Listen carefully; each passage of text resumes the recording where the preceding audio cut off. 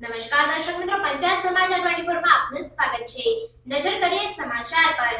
રાષ્ટ્રપતિ દ્રૌપદી મુર્મુ સંઘ પ્રદેશની મુલાકાતે આવતા દમણ એરપોર્ટ પર પુષ્પગુચ્છ અને રાષ્ટ્રીય સન્માન સાથે સ્વાગત કરાયું। રાષ્ટ્રપતિ દમણના એવિયરી અને એન્જિનિયરિંગ કેમ્પસ તેમજ નમોપથ સી ફ્રન્ટની મુલાકાત લેશે। રાષ્ટ્રપતિ દ્રૌપદી મુર્મુ સંઘ પ્રદેશ દમણ અને દાદરા નગર હવેલીની મુલાકાતે આવ્યા છે।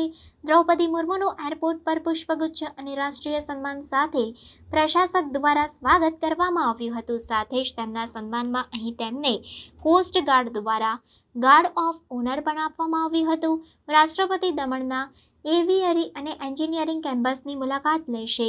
નિફ્ટીના વિદ્યાર્થીઓ દ્વારા ઊભા કરાયેલા સ્ટોલનું નિરીક્ષણ કરી વિદ્યાર્થીઓ સાથે વાતચીત પણ કરશે।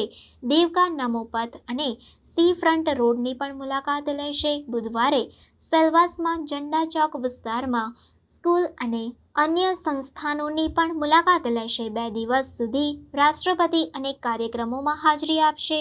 રાષ્ટ્રપતિ દ્રૌપદી મુર્મુની મુલાકાતને લઈ પ્રદેશમાં ઉત્સાહનો માહોલ જોવા મળી રહ્યો છે।